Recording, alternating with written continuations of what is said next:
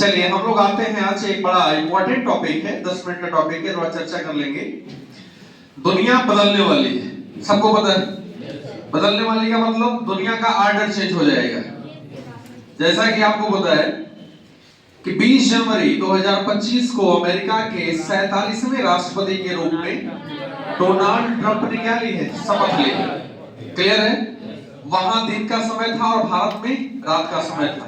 आप लोगों ने देखा था उनके शपथ ग्रहण समारोह को, देखा था? नहीं देखा था? कोई बात नहीं, मैं बता देता हूं आपको, ठीक है ना। सबसे बड़ी बात तो यह है कि अमेरिका में चुनाव पहले ही हो गया था, शपथ ग्रहण था 20 जनवरी को।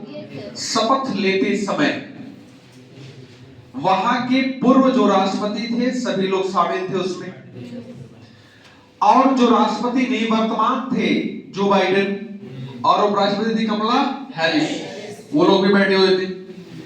लेकिन डोनाल्ड ट्रंप ने अपने ओथ के बाद, शपथ के बाद, जितनी भी बाइडेन सरकार की नीतियां थी जिसके खिलाफ थे, उन्होंने तत्काल प्रभाव से उसको क्या कर दिया, समाप्त कर दिया। ठीक है, जिसे कहा गया एग्जीक्यूटिव ऑर्डर। समझिएगा, एक जो पावर होता है प्रधानमंत्री और उसकी कैबिनेट जो बिना अधिनियम के कोई प्रस्ताव पारित कर देती है, मैं भारत की बात कर रहा हूं, तो उसे आप कहेंगे एग्जीक्यूटिव ऑर्डर। एक जो एक्ट अधिनियम होता है जिसमें पार्लियामेंट से आप पास कराते हैं, राष्ट्रपति साइन करता है, उसे आप अधिनियम एक्ट कहते हैं। हालांकि दोनों के वैधता में कोई अंतर नहीं होता है, लेकिन प्रभाव में अंतर होता है। क्लियर है? डोनाल्ड ट्रंप ने लगभग 80 एग्जीक्यूटिव ऑर्डर उसी रात ही उन्होंने अनाउंस कर दिया, और अनाउंस करने के बाद, चूंकि इंडिया का टाइम रात था, वहां तो दिन था, अनाउंस करने के बाद तुरंत जाकर के उन्होंने क्या किया, उस पे हस्ताक्षर कर दिया, और वो सभी ऑर्डर क्या हो गए, लागू हो गए।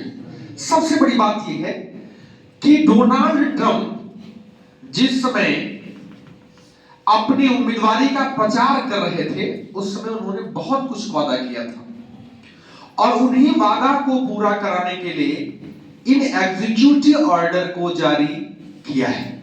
सबसे बड़ी बात क्या थी उनका? सबसे बड़ा जोर था माइग्रेशन पे। किस पे है? माइग्रेशन पे, जिसे आप कहते हैं प्रवास। क्या कहते हैं? प्रवास। प्रवास इलीगल भी होता है और लीगल होता है। क्लियर है? जो लीगल माइग्रेशन होता है उसमें कागजात होते हैं, आप वैलिड होते हैं, लेकिन जो इलीगल होता है उसमें आपके पास जरूरी कागजात नहीं होते हैं, आप किसी दूसरे रूट का प्रयोग करके आप जाते हैं, और जो इलीगल माइग्रेट करते हैं वो जाकर के किसी भी देश में वहां के अर्थव्यवस्था को डिस्टेबलाइज कर सकते हैं, वहां पर क्राइम बढ़ा सकते हैं, वहां के रिसोर्स पर भार हो सकते हैं। इसलिए जो इलीगल माइग्रेशन होता है यह किसी भी देश के अर्थव्यवस्था, वहां के सामाजिक विकास, वहां के सांस्कृतिक विकास के लिए बेहतर नहीं माना जाता है। इसलिए जो सबसे बड़ा चोट है डोनाल्ड ट्रंप साहब का, वो क्या है? Illegal migration.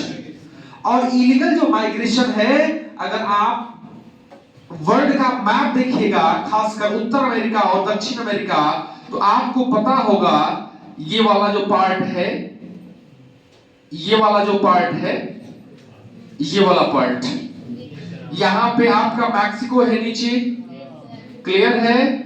यहां पे यूएसए है, और ऊपर है कनाडा। ऊपर क्या है? और ये वाला पार्ट है अलास्का। कौन सा पार्ट है? अलास्का। क्लियर है?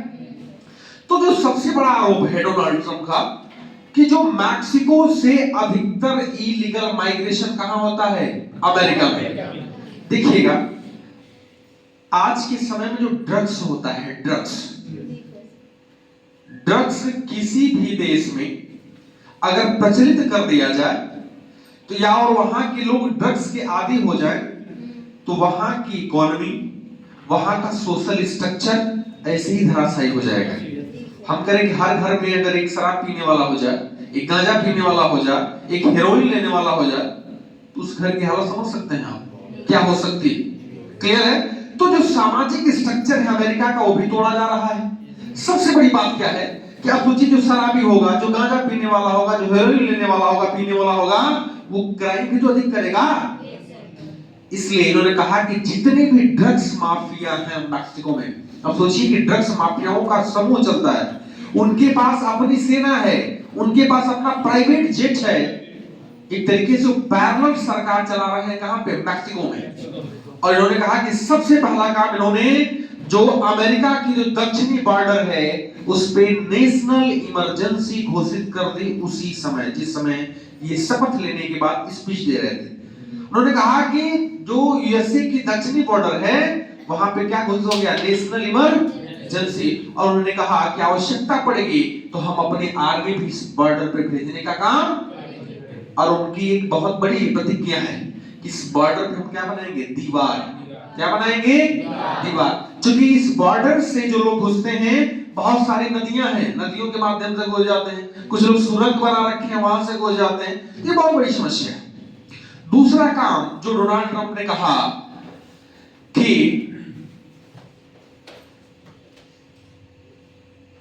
एक जो नागरिकता, क्या है, नागरिकता, सिटीजनशिप। उन्होंने कहा कि जो जन्म के आधार पर यूएसए में नागरिकता मिलती है उसे भी क्या कर दिया है, समाप्त कर दिया है। अब सोचिएगा 1886 में यहां पे, यहां के संविधान में एक आर्टिकल जोड़ा गया, आर्टिकल 14, और आर्टिकल 14 में यह प्रावधान किया गया कि माता पिता किसी भी देश के हो, कोई मतलब नहीं है, लेकिन अगर उनका बच्चा अगर यूएसए में पैदा होता है तो क्या बन जाएगा, अमेरिका का नागरिक।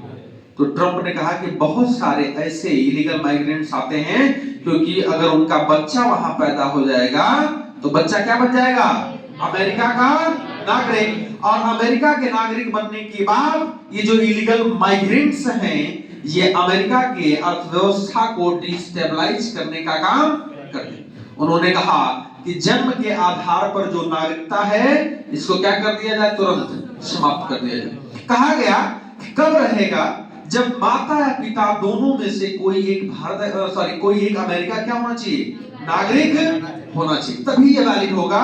अन्यथा अगर माता पिता में से कोई भी अगर नागरिक अमेरिका का नहीं है तो उसका होने वाला पुत्र अमेरिका का नागरिक। एक हमने आपसे और चर्चा की थी, पनामा कैनाल। बड़ा जोर जोर से ट्रंप का इस पर दबाव रहा है कि जो पनामा नहर है उस पे अब अमेरिका का अधिकार होना चाहिए। ये बहुत बड़ा इशू है। इन्होंने एक और बात कही कि कनाडा है, कनाडा जो जिसे अमेरिका का 51वां राज्य घोषित कर दिया जाना चाहिए। उन्होंने एक नई बात और कह दी, ग्रीनलैंड। हालांकि ग्रीनलैंड का अधिकार ग्रीनलैंड पर अधिकार डेनमार्क का है, क्लियर है, लेकिन इन्होंने कहा कि ग्रीनलैंड भी अमेरिका का पार्ट होना चाहिए, या अमेरिका की राष्ट्रीय सुरक्षा के लिए काफी इंपॉर्टेंट है, क्लियर है। कि बहुत सारी चीजें जो वर्तमान में चर्चा का विषय बनी हुई है। जो पनामा कैनाल है क्यों इंपॉर्टेंट है, क्यों ट्रंप इतना जोर दे रहे हैं इस पे, पनामा कैनाल पे। आपको पता है कि जो पनामा कैनाल है यहां पे है अटलांटिक महासागर, क्लियर है, कौन महासागर है, और इधर है प्रशांत, पैसिफिक ओशन है, पैसिफिक ओशन है। अटलांटिक महासागर को प्रशांत महासागर से जोड़ने का काम कौन नहर करती है, पनामा नहर करती है। एक सवाल पूछा था कि इस नहर में एक झील है, गोटून झील, जो मीठे पानी की झील है, उसी झील से ही होकर के यह नहर गुजरती है। अब सोचिएगा कि जिस समय पनामा नहर नहीं रहा होगा, क्लियर है, तो मान लीजिए यहां पे अमेरिका का शहर है न्यूयॉर्क और यहां पे क्या है, लॉस एंजल्स। अब सोचिएगा कि न्यूयॉर्क से आने के लिए इसको पूरा दक्षिण अमेरिका पार करके फिर यहां आना पड़ेगा ना, नहीं आना पड़ेगा, आना पड़ेगा। इसका मतलब क्या है कि दूरी लगभग हो जाएगी 8000 किलोमीटर। कितनी हो जाएगी, 8000। और आज जो टेक्नोलॉजी है दुनिया के पास, खासकर अमेरिका के पास, उस टेक्नोलॉजी पर आधारित जितने भी शिप्स हैं उन शिप को जाने में यहां तक समय लगेगा 25 दिन। कितना समय लगेगा, 25 दिन। खर्च नहीं बढ़ेगा, खर्च बढ़ेगा। अगर ये न्यूयॉर्क से यहां आए गल्फ ऑफ मैक्सिको, और गल्फ ऑफ मैक्सिको से होते हुए पनामा नहर से कहां पहुंच जाए, तो टाइम भी कम, खर्च भी कम। यानी पनामा नहर ने ही अमेरिका को क्या बना दिया है, सुपर पावर। कहा गया कि जितने भी कंटेनर गुजरते हैं यहां से पर डे लगभग एनुअली 14,000 कंटेनर गुजरते हैं इस नहर से, और लगभग 75% कंटेनर किसके होते हैं, अमेरिका के। अब ये चर्चा क्यों हो रही है, क्यों कह रहे हैं कि नहीं हमें पनामा नहर दो, हमारा है। थोड़ा इसके हम इतिहास में चलते हैं। पनामा नहर के इतिहास ये है कि जिस समय उपनिवेशवाद चल रहा था दुनिया में, उसमें बहुत सारे ऐसी यूरोपीय शक्तियां हैं जिन्होंने नए नए जलमार्ग की खोज की है, जिन्होंने बहुत सारे कंट्रियों पर एकाधिकार किया है। उसमें स्पेन भी आगे था, ब्रिटेन भी आगे था। इन लोगों ने इसको बनाने का प्रयास किया है, लेकिन बना नहीं पाया है। इसका जो पहला बेहतर तरीके से प्रयास किया है 1881 में, वो किया है फ्रांस ने।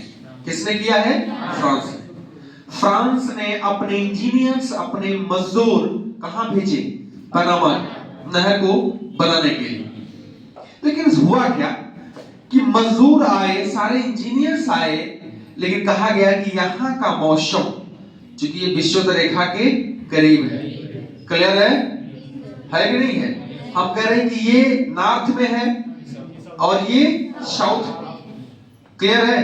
तो कहीं ना कहीं यहां का जो मौसम होगा फ्रांस देश के मौसम से अलग होगा।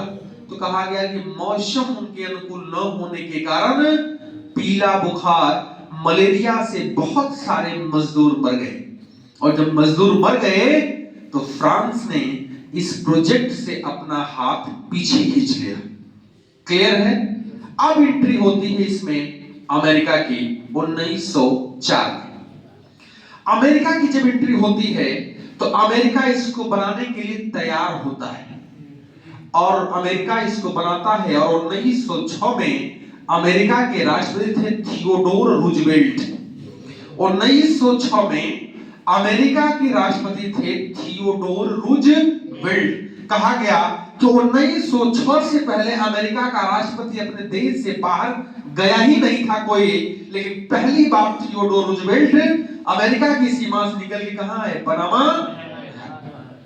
पनामा नहर आए, घूमे, देखे, और 1913-14 तक अमेरिका ने इस नहर को बना क्या कर दी, तैयार कर दी। अमेरिका ने बनाया नहर, अमेरिका उस पर सुपरविजन भी कर रहा है, उसका संचालन भी कर रहा है। पनामा कोलंबिया, पहले जो पनामा था वो कोलंबिया का पार्ट था, कोलंबिया से अलग हुआ पनामा, एक नया कंट्री बना। अब जब अमेरिका इसका करेगा संचालन, तो आगे आने वाले समय में पनामा के लोगों ने विद्रोह कर दिया। कहा कि ये कैसा है, कंट्री हमारा, लैंड हमारी, और अमेरिका बनाने की वजह से क्या कर रहा है, इसका संचालन कर रहा है। बहुत बड़ा विद्रोह होता है। 1977 में डील होती है, और उस डील के बाद 1999 में यह नहर किसको सौंप दी जाती है, पनामा को। किसको मिल गया, पनामा को। अब क्या है कि यह जो नहर है, इस नहर पे वर्तमान में इस नहर के अगल बगल जितनी भी इन्वेस्टमेंट है उसमें मैक्सिमम चाइना का है। किसका है, चाइना का। चाइना के होटल्स हैं, चाइना के बैंक हैं, चाइना ग्रांट देता है, चाइना कर्ज देता है। और सबसे बड़ी बात यह कि दुनिया में चाइना के जहां जहां भी इन्वेस्टमेंट है, वहां के इन्वेस्टमेंट के साथ साथ चाइना की इंटेलिजेंस भी वहां रहती है। और चाइना के इंटेलिजेंस का सीधा संबंध होता है चाइना के PLA से, यानी पीपुल्स लिबरेशन ऑफ आर्मी, जो चाइना की क्या है, आर्मी। अब डोनाल्ड ये डर लग रहा है कि कल के डेट में अगर चाइना इस नहर पर कब्जा कर ले और इस नहर को चोक कर दे, तब तो क्या होगा फिर, या तो आप चाइना के साथ युद्ध करें, या तो आप इस रास्ते का यूज करें। तो आने वाले समय में अमेरिका के economy, national security, social structure, इन सब के लिए क्या पैदा हो जाएगी, समस्या। इसलिए ट्रंप का अधिकतर जोर है पैनामा कैनाल पे। होना भी चाहिए, होना भी तो चाहिए। क्लियर है। अभी आपको पता है कि मार्क रूबियो एक सीनेटर हैं। मार्क रूबियो सीनेटर समझते हैं ना, जैसे यहाँ पे लोग राज्यसभा के सांसद होते हैं, वैसे वहां के सीनेट के जो सांसद उन्हें कहते हैं सीनेटर। क्या कहते हैं? और ये हैं फ्लोरिडा के। कहां के हैं? फ्लोरिडा के। मार्क रूबियो को डोनाल्ड ट्रंप ने अपना विदेश मंत्री नियुक्त किया है, क्योंकि विदेश मंत्री ही दुनिया में आते जाते, जैसे भारत के विदेश मंत्री ही गए थे उनके शपथ ग्रहण में। तो मार्क रूबियो क्या बने हैं? अमेरिका के नए विदेश, ये कहां के थे सीनेटर? फ्लोरिडा के। कहां के थे? आपको पता है कि जेडी विंस ये बने हैं उपराष्ट्रपति। क्या बने हैं? उपराष्ट्रपति। और ये ओहियो प्रांत के सीनेटर थे। कौन? उपराष्ट्रपति। एक बात है कि हमने आपसे कुछ दिन पहले चर्चा किया था कि डोनाल्ड ट्रंप ने एक नया डिपार्टमेंट बना दिया है, DOGE, department of government efficiency. और उसमें दो नामों की हमने चर्चा की थी, एक एलोन मस्क का और दूसरा विवेक रामास्वामी का, जो भारतीय मूल के क्या है, अमेरिकी नागरिक है, उद्यमी भी है। लेकिन कहा गया कि अब DOGE में सिर्फ कौन होगा? एलोन मस्क होंगे। विवेक रामास्वामी को, ये जो ओहियो प्रांत की मैं भी बात कर रहा था, उन्हें वहां का क्या बनाया जाएगा? सीनेटर। क्या बनाया जाएगा? सीनेटर। क्लियर है। अब बात है ग्रीनलैंड की। ग्रीनलैंड अटलांटिक महासागर का एक द्वीपीय स्वायत्त कंट्री अलग है, हालांकि डेनमार्क के अधीन ही है, लेकिन वो अपनी स्वायत्तता बनाए रखा हुआ है। अब ग्रीनलैंड की चर्चा कौन कर रहे हैं? ट्रंप कह रहे हैं कि ग्रीनलैंड जो है यह अमेरिका के नेशनल सिक्योरिटी के लिए इंपॉर्टेंट है, इसलिए हम क्या करेंगे? ग्रीनलैंड पर भी क्या करेंगे? कब्जा करेंगे। ग्रीनलैंड भी हमारा होना चाहिए। अभी कुछ दिन पहले कहा गया कनाडा को क्या बनना चाहिए? 51वां स्टेट। किसका बनना चाहिए? अमेरिका का बनना चाहिए। अभी आपने देखा है कि 80 प्रकार के एग्जीक्यूटिव ऑर्डर किसने साइन किए हैं? आप देखिएगा, जो सबसे इंपॉर्टेंट है, सबसे इंपॉर्टेंट, मोस्ट इंपॉर्टेंट, उसको समझना है कि पेरिस क्लाइमेट समझौता 2015, पेरिस क्लाइमेट समझौता 2000, और दूसरा है WHO, जो दुनिया पे बहुत बड़ा असर डालेगा।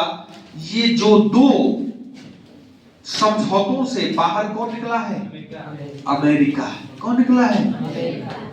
समझते हैं। पेरिस क्लाइमेट समझौता, आपको पता है कि UNFCCC, United nation framework convention on climate change, जो कॉप का क्या करता है? आयोजन कराता है। इस बार कॉप 29 था ना, अजरबैजान में हुआ था। क्लियर है।